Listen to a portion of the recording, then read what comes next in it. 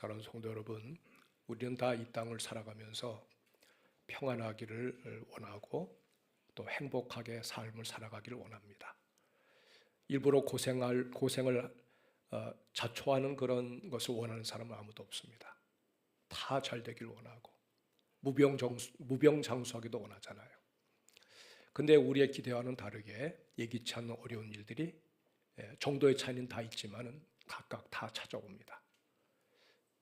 어떤 경우에는 물질적인 어려움 경험하는 분들도 계시고 건강을 잃어버려서 고민하는 그런 분들도 우리가 만나게 됩니다.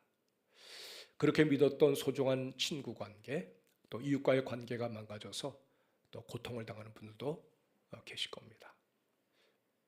나름대로 각자의 그 고난의 무게가 마치 내 삶 전부를 무너뜨리는 것처럼 그렇게 다가오는 것은 틀림이 없습니다. 나의 자그마한 고난일지라도 다른 사람들이 보기에는 작다고 여길 수 있었는지 모르지만 우리에겐 그렇지 않잖아요. 여러분, 근데 우리가 살아가면서 보면은 그래서 그런 일을 만날 때 우리 마음 가운데 자연스럽게 떠오르는 생각이 뭐냐면, 왜 내가 이렇게 외로울까? 왜 내가 이렇게 홀로 이렇게 남았나? 왜 나를 지지해 주는 사람이 없나? 더 나아가서는 하나님도 나를 버리셨네. 이런 생각까지 다다를 때가 있습니다.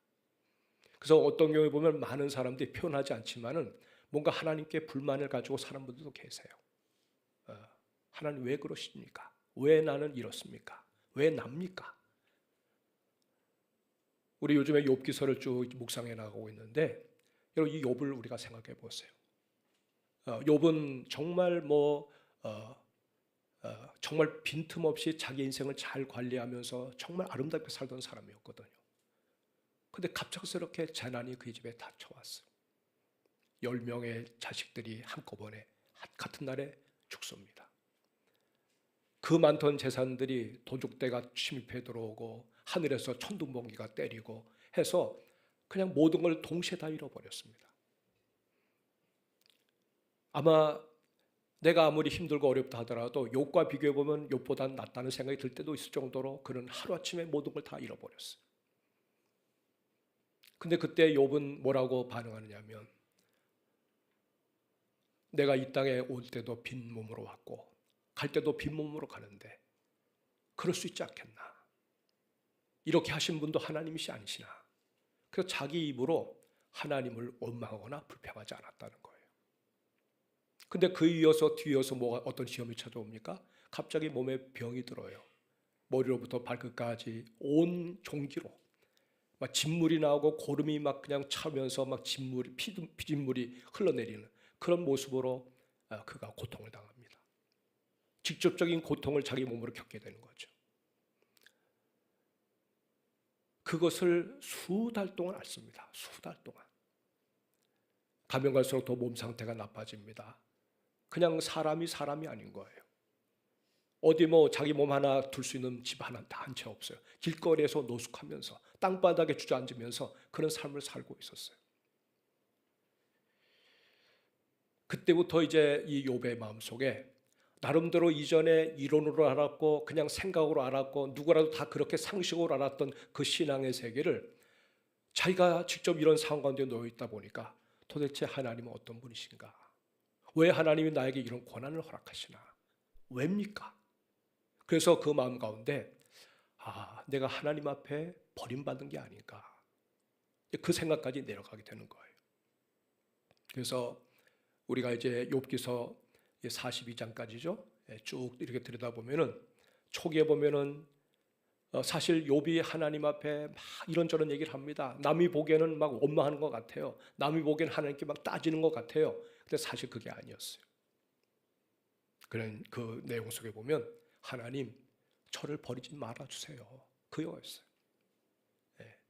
말을 뒤집어 보면 그 본심은 하나님을 더 간절히 사모하고 하나님을 간절히 구하는 그런 기도가 그 거칠은 말투에서 또 하나님을 향해서 뭔가 하나님 왜 그렇습니까? 라고 하는 그 말투에서 그렇게 비춰져 나오는 것을 볼 수가 있습니다. 사랑하는 여러분, 그래서 우리는 살아가면서 결국은 뭐 육체적인 고통도 아니고 마음의 고통도 아닙니다. 궁극적으로는 이렇게 결국은 내가 하나님에게서 끊어지는 것이 아닌가 하는 이 영혼의 고통이 사실 제일 큰 고통이 될 수밖에 없어요. 다윗 같은 분도 말이죠. 그가 죄를 범하고 난 다음에, 욥은 그렇지 않은데 다윗은 죄를 범하고 난 다음에 그 회개하는 가운데서 시편 51편 11절에 보면은 그렇게 하나님 앞에 고백하잖아요. 주의 성령을 내게서 거두지 마시고, 나를 주 앞에서 쫓아내지 마시고 주의 성령을 내게서 거두지 마소서. 구원의 즐거움을 빼앗아가지 마십시오. 뺏어가지 않게 해달라고. 그래서 하나님으로부터 이렇게 끊어질 수 있는 그런 상황을 염려해 가지고 하나님 앞에 애타게 부르짖는 모습을 볼 수가 있습니다. 사랑하는 여러분, 욥은 여기 오늘 본문에서 보면 자신의 고통을 어떻게 비유했느냐 하면 1절에 보니까, 2절에 보니까 나의 괴로움을 달아보며 나의 파멸을 저울 위에 모두 놓을 수 있다면, 3절에 보니까 바다의 모래보다도 무거울 것이라 그러므로 나의 말이 경솔하였구나, 이렇게 얘기를 합니다. 여러분, 욥은 자신이 당하는 이 고통, 그 영혼에 찾아오는 그 고통, 하나님에게서 끊어졌을 수도 있다고 하는 그런 두려움에서 오는 그 고통을 이렇게 저울에 달아본다면은 바다에 있는 그 모든 모래들을 다 합친 그 무게보다도 내 고통의 무게가 더 깊다는 거예요. 여러분, 욥의 이 고백은 과장법이 아닙니다. 우리가 혹시 여러분들이 때때로 살아가면서 어떤 고통을 호소할 때 그 고통은 과장법이 아니잖아요. 남들이 어떻게 왜 그러냐고 뭐라고 하더라도 내가 지금 느끼는 그 고통의 무게가 그렇게 너무나 무겁다는 거예요.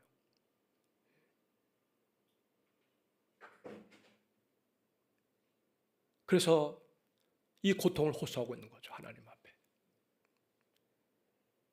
그런데 여러분, 오늘 본문에 보면 그럼 이 무거운 무게로 나를 찌고 누르는 이 고통을 우리가 어떻게 하면 덜어낼 수가 있겠나? 첫째는요, 내가 혼자가 아님을 확인받을 수만 있다면 그 무거운 짐을 우리가 덜어낼 수가 있어요. 근데 그 역할을 누가 해야 되느냐? 나를 알아주는 좋은 이웃이 찾아와 줘야 돼요. 나름대로 욥을 위로하기 위해서 찾아왔던 3명의 친구들이 있잖아요. 근데 그들 한동안은 욥에게 큰 힘이 되어줬어요. 그래서 그들이 와서 욥을 위로하고 욥과 함께 곁에서 마음을 서로 나눠줄 때 욥은 상당하게 힘을 얻은 거예요. 힘을 얻은 거예요. 그래서 그 힘을 얻은 것들이 결국 하나님 앞에 기도로 바뀐 거죠. 물론 거칠은 표현이지만 하나님 앞에 자기 솔직한 심정을 다 털어놓고 얘기하는 거예요. 하나님, 나 아픕니다. 나니 감당할 수 없습니다. 내가 누구한테 이 어려운 짐을 내가 홀로 질 수가 있겠습니까? 하면서 하나님을 요청하는 그 간절한 기도가 바로 이 친구들의 찾아옴으로 말미암아 시작이 된 거예요. 그래서 누가 어렵고 힘든 일을 만날 때 그걸 홀로 두면 안 됩니다. 홀로 두게 만들어서는 안 됩니다. 적어도 나를 아는 그 누구가 찾아와 준다면, 또 와서 함께 그 뭔가 마음을 가지고 그 곁에 같이 서주면서 내 마음이 이 짐을 덜어만 줄 수 있다면 죽을 목숨도 살아날 수가 있는 거죠. 그리고 더 나가서 여러분, 누가 또 우리 곁에 찾아와 주시겠습니까? 바로 하나님이 우리 곁에 찾아오시는 거죠. 사실 우리의 눈에 보이지는 않지만 어쩌면 정상적으로 모든 것이 만사가 잘 풀리는 가운데 있을 때 우린 때때로 하나님 감사해요. 어떻게 나에게 이런 큰 복을 주시나요? 어떻게 나를 이렇게 사랑하셔서 모든 사람 앞에서 나를 이렇게 띄워주시나요? 여러분, 그럴 때 고백한 그 하나님보다도 어쩌면 내가 이렇게 곤고한 어려움을 당할 때 실질적으로 사실 제일 곁에, 우리 곁에 제일 가까이 와서 내 곁에서 바짝 붙어가지고 나를 도와주시는 분이 바로 주님이시라는 사실을 믿으시기 바랍니다. 주님이 멀리 계시는 것이 아닙니다. 바로 그때 더 가까이 다가오시는 거죠. 그래서 시편 34편 18절의 말씀에 보면은 이렇게 성경을 말합니다. 같이 읽어볼까요? 시작. 여호와는 마음이 상한 자를 가까이 하시고 중심으로 통회하는 자를 구원하시는 도다. 네. 여러분, 때때로 우리는 마음이 상한 자들을 가볍게 생각할 수가 있습니다. 우리 힘들고 어려운데 좀 이웃이 되어줘서 든든하게 끝까지 붙어줬으면 좋겠는데 그렇지 못하고 거기에 대해서 일어서 시시비비를 가리려고 하는 사람들도 있어요. 친구들이, 가까운 사람들이 그럴 수가 있어요. 나를 너무나 잘한다고 하는 사람들 입에서 오히려 그렇게 냉대를 당하는 경우가 있어요. 근데 하나님은 그러신 분이 아니세요. 상한 자를, 마음이 상한 자를 가까이 하시고 충심으로 회개하는 자를 하나님이 구원하신다고 말씀하고 계시는 거예요. 또 로마서 8장 26절에 보니까 우리 같이 읽어보십시다. 시작. 이와 같이 성령도 우리의 연약함을 도우시나니 우리는 마땅히 기도할 바를 알지 못하나 오직 성령이 말할 수 없는 탄식으로 우리를 위하여 친히 간구하시느니라. 그대로 한번 저 주절을 한번 찾아보세요. 우리가 마땅히 기도할 바를 알지 못하나. 우리가 너무나 힘들고 어려울 때, 지칠 때, 그냥 나오는 것이 탄식뿐이 없을 때 그때 기도할 바도 알지 못합니다. 뭘 놓고 기도할지도 몰라요. 그냥 같은 아픔을 하나님 앞에 계속 좋아질 수도 있어요. 마땅히 기도할 바를 알지 못하지만 그때 성령이 말할 수 없는 탄식으로 우리를 위하여 친히 간구하시느니라 그랬어요. 여러분, 중보의 기도도 얼마나 귀합니까? 저 쿠웨이트에서 선교하시는 선교사님이 날마다 저에게 장문의 기도문을 보냅니다. 저를 위한 중보 기도예요. 그래서 제가 기도 내용을 가만히 보면서 세상에 그냥 내가 당신을 위해서 기도합니다 한마디 해도 되는데 거기에 보면 나의 모든 부분에 대해서 이렇게 막 그냥 너무 세심하게 기도의 제목 속에 나를 놓고 기도하는 내용을 보면서 제가 늘 놀랄 때가 많아요. 와, 중보 기도해 주는 이 좋은 선교사님이 곁에 계시는구나. 또 알게 모르게 중보 기도해 주시는 그 분들의 기도가 있어서 오늘의 내가 있다는 사실을 저는 알고 있습니다. 또 오늘도 여러분이 은혜 가운데서 이렇게 당당하게 살아갈 수 있다고 하면 분명히 나는 알지 못하지만 나를 위해서 뒤에서 중보 기도해 주시는 소중한 분들이 있다는 사실을 믿으시기를 바랍니다. 그러니까 알지 못하는 그 누가 나를 위해서 오늘도 기도해 주고 있다. 그럼 우리 마음 가운데 위로가 되잖아요.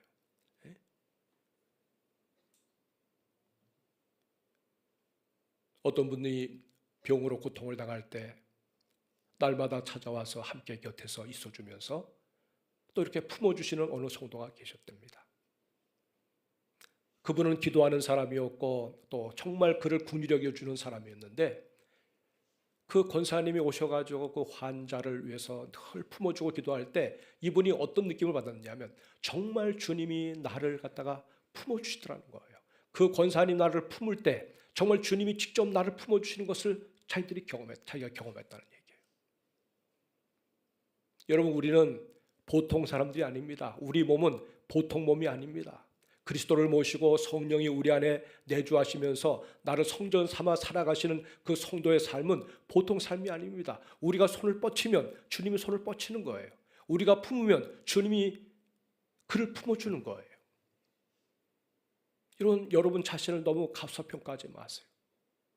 나 같은 게 그런 말도 하지 마세요. 겸손이 아닙니다, 여러분. 여러분의 소중한 삶의 가치를 깎아내리는 것 하지 마세요. 주님이 존귀하게 여기신 분, 존귀하게 만들어주신 분이 바로 여러분인데 나를 존귀하게 여겨주신 그 주님을 나도 같이 존귀하게 여기는 마음 가지고 대하려고 하면 우리가 주님이 나를 향하여 거시는 그 기대만큼 우리도 다른 사람들을 그런 마음 가지고 품어주고 가까이 가지고 머리로가 아니라 마음으로 공감해주는 그런 삶을 멋지게 살아내시는 분들이 되시기를 주의 이름으로 축복합니다. 여러분, 오늘 욥은 다시 이렇게 본문을 들여다보면 이 욥이 나름대로 그가 하나님 앞에 외치는 고백이 뭐냐면 하나님이 지금 내 삶 가운데 없다고 고백하고 있는 거죠. 하나님의 부재, 이걸 고통스러워하고 있는 거 아닙니까? 그래서 오늘 여기 4절 말씀을 한번 읽어보면요, 욥이 이렇게 말을 합니다. 다 같이 읽어보십시다.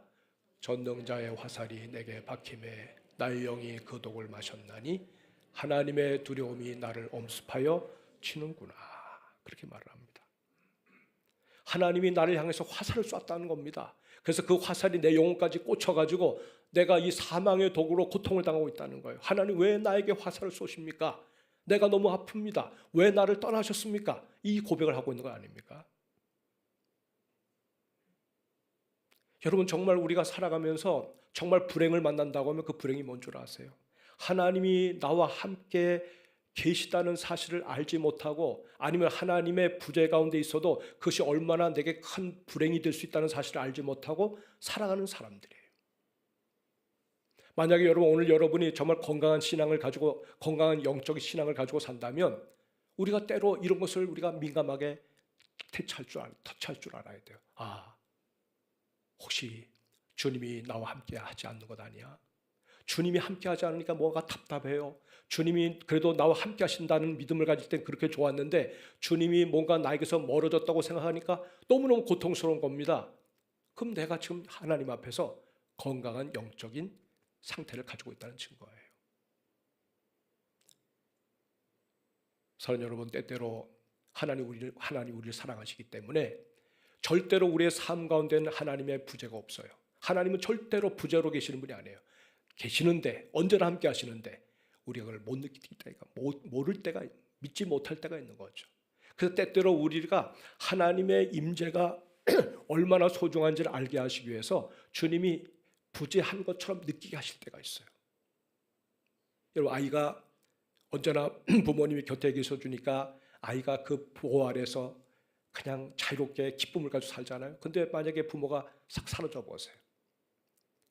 하루 이틀 아이한테 말하지 않고 그 할머니한테 맡겨놓고는 어디 한번 여행을 다녀왔다고 생각해 보세요.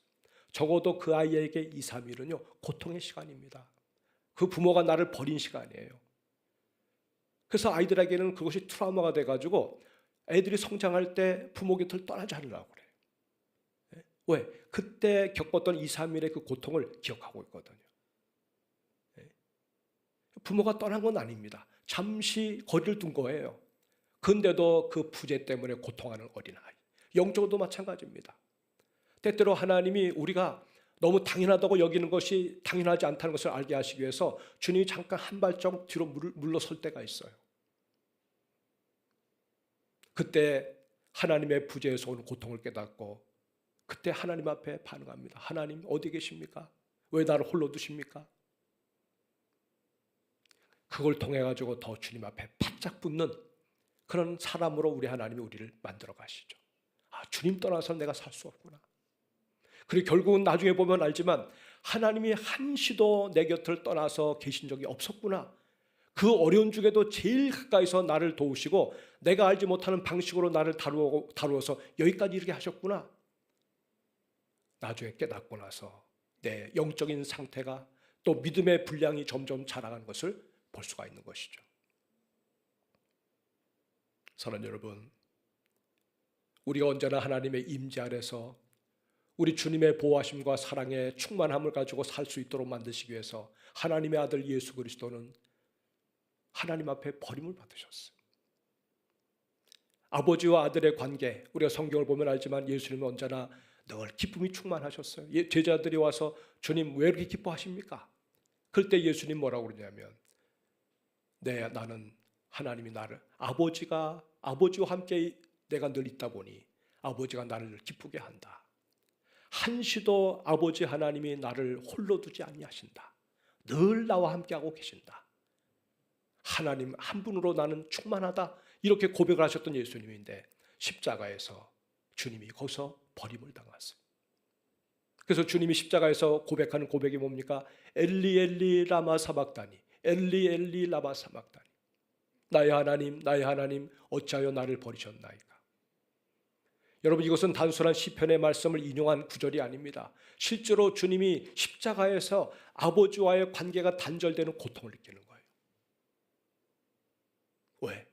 우리를 죄에서 건져내시기 위해서. 우리에게 쏟아지는 그 모든 저주를 주님이 다 한 몸에 받으시면서 우리를 거기서 건져내시는 거죠. 영원토록 지옥의 고통에서 하나님의 부재 가운데 고통당해야 될 우리들을 영원한 하나님의 임재 가운데 영생을 누리며 기쁨의 삶을 살도록 하시기 위해서 하나님의 아들이 아버지의 그 간절한 소원을 따라서 십자가에서 버림을 당하시는 거예요. 아버지라고 부를 수가 없어서 그냥 엘라이 엘라이, 나의 하나님 나의 하나님. 아버지라고 부르지 못하고 나의 하나님이라고 부르면서 왜 나를 버리셨냐니까라고 고백하시는 예수님의 음성을 들어보았어요. 여러분, 만약에 주님이 그 십자가에서 그냥 십자가를 지지 않으셨다면, 그리고 아버지와의 관계가 끊어지는 고통을 감수하면서라도 우리를 구원하시고자 하시는 그 주님의 의지가 없었다면 우리는 영원한 저주 가운데 지금도 우리가 영생을 보내야 될 것이 틀림이 없어요. 사랑하는 여러분, 예수님이 이 땅에 오신 것도 우리와 함께 하시기 위해서 오신 겁니다. 우리 예수님은 요한복음 14장 16절로 18절에 이렇게 말을 합니다. 우리 같이 읽어보십시다. 시작. 내가 아버지께 구하겠으니 그가 또 다른 보혜사를 너희에게 주사 영원토록 너희와 함께 있게 하시니 그는 진리의 영이라 세상은 능히 그를 받지 못하나니 이는 그를 보지도 못하고 알지도 못함이라. 그러나 너희는 그를 아나니 그는 너희와 함께 거하시며 또 너희 속에 계시겠음이라. 내가 너희를 고와 같이 버려두지 아니하고 너희에게로 오리라. 아멘. 여러분, 구약시대의 성도들은 하늘의 성부 하나님이 늘 그들과 함께 하셨어요. 신약에 오셔서 예수님이 함께 이 땅에 오심으로 우리와 함께 하십니다. 또 그 주님이 죽으시고 나중에 부활하셔서 승천하실 때에는 성령이 이 땅에 임하셔가지고 이 땅에 그리스도를 고백하는 모든 사람들의 삶 가운데 성령이 함께 하십니다. 예수님이 보혜사이십니다. 성령이 또 다른 보혜사이십니다. 그 보혜사가 우리를 한시도 홀로 두지 아니하고 끝까지 함께 하시고 끝까지 우리 인생길에 동행하셔서 영광의 보좌에 서는 그날까지 우리를 책임지고 이끌어 가신다는 얘기예요. 너무나 놀라운 일입니다. 너무나 놀라운 일. 내가 너희를 고와 같이 버려두지 않겠다. 사랑하는 여러분, 우리는 고아가 아닙니다. 영원하신 하늘아버지가 우리의 아버지로 늘 함께하고 계시는 거예요. 그 주님께 범사를 맡기면서 그 주님으로 승리하시는 분들이 되시기를 주의 이름으로 축복합니다. 사랑하는 여러분, 그리스도가 우리를 위해서 내어주신 그 놀라운 사랑, 그 사랑은 그 세상의 그 무엇으로도 끊어낼 수가 없습니다. 로마서 8장 38절에서 39절에 보니까 거기 성경은 뭐라고 말합니까? 같이 읽어봅니다. 내가 확신하노니 사망이나 생명이나 천사들이나 권세자들이나 현재 일이나 장래 일이나 능력이나 높음이나 피조물이라도 우리를 우리 주 그리스도 예수 안에 있는 하나님의 사랑에서 끊을 수 없으리라. 아멘. 그 어떤 곳으로도 하나님의 사랑에서 우리를 끊어낼 수 없다. 여러분, 이것이 성경이 우리에게 보여주는 증거예요. 성령이 이걸 보증하신다고 그랬어요. 우리 안에 거하시는 성령으로 말미암아 우리가 이렇게 하나님의 사랑에 딱 이렇게 묶여가지고 끊어질 수 없는 그런 탄탄한 관계 속에서 오늘도 우리가 살아갈 수 있다는 거. 내 의지로 믿어지는 거 아닙니다. 내 속에 거하시는 성령이 이것을 믿게 만드시는 거예요. 이게 얼마나 감사한 일입니까, 여러분? 성령이 친히 우리의 영과 더불어 우리가 하나님의 자녀인 것을 증거하신다고 말씀하셨어요. 사랑하는 여러분, 이렇게 든든하게 우리의 삶과 함께 동행하시는 주님을 우리가 만난다면 세상살이 여러분 감당할 수 있습니다. 주님보다 큰 것이 어디 있습니까? 세상에 아무리 나를 위협하는 것이 있다 할지라도 그것이 우리 주님보다 크겠습니까? 주님의 시각으로 보면 다 자그마한 둔덕에 불과해요. 넘을 수 없는 태산처럼 보여도 우리가 그냥 뛰어넘을 수 있는 그런 작은 것에 불과하다는 말이에요. 주님이 우리를 위해서 이렇게 엄청난 사랑으로 다가오시고 함께하시고 동행하시기 때문에 우리는 정말 담대하게 이 땅을 살 수가 있습니다. 믿음을 가지고 우리 인생에 뭔가 일을 우리가 추구할 수가 있습니다. 믿음으로 뭔가 하고자 할 때 하나님께서 주시는 그 믿음이 우리 안에 충만하면 무엇이든지 우리가 해낼 수가 있는 거예요. 고난도 우리가 주님을 위해서 당할 수가 있습니다. 오늘날에도 세계 곳곳에서 복음 때문에 고난당하는 많은 성도들이 있습니다. 심지어는 죽임을 당하기도 하고 순교를 당하기도 합니다. 직장을 잃어버리기도 하고 여러 가지 불이익을 당하기도 합니다. 그럼에도 불구하고 그 모든 상황에 눌리지 않는 것은 살아계신 하나님이 함께 하신다고 하는 그 믿음 때문에 그는 당당히 그 가운데서도 승리할 수가 있는 거죠. 사랑하는 여러분, 주님이 우리를 위해서, 우리의 영원한 생명을 위해서, 우리가 이 땅에서 뿐만 아니라 영원한 영생의 세계까지 이어지는 정말 행복과 진정한 평안과 승리로운 인생을 살게 해주셨다고 하면 우리도 이 땅에서 주님을 위해서 뭔가를 해야 되지 않겠습니까? 받은 사랑을 남에게 전하는 일을 우리가 소홀히 하지 않고 할 수가 있지 않겠습니까? 내가 이만큼 사랑받았는데 사랑받은 사람들이 그 사랑을 전하지 않는다면 그 사랑은 가짜 사랑이죠. 여러분 안에 모든 뭔가 남한테 자랑하고 싶은 보화가 있다고 생각해 보세요. 그 보화를 감추는 사람이 어디 있습니까? 동네방네 다니면서 다 자랑하지 않겠습니까? 나를 만난 주님, 나를 찾아오신 예수님, 내 인생을 바꿔서 인생을 역전하게 만드신 이 하나님이 내 하나님이라고, 그 하나님 내 인생을 바꾸셨다고 이렇게 우리가 경험한다면, 그 하나님을 우리가 신실하게 체험한다고 하면 우린 여러분 여지없이 그 주님을 자랑할 수밖에 없어요. 주님을 위해서 수고하는 수고가 기쁨이 됩니다. 주님을 위해서 쓰는 그 모든 시간들이 감사가 됩니다. 허비되는 인생이 아닙니다. 주님이 나를 위하신 것처럼 우리도 주를 위하는 그 삶이 내 이웃들에게 또 내게 맡겨진 사명 속에서 여러분 드러나고 열매를 맺고 하나님께 영광 돌리는 저와 여러분들이 다 되시기를 주의 이름으로 축복합니다. 아멘.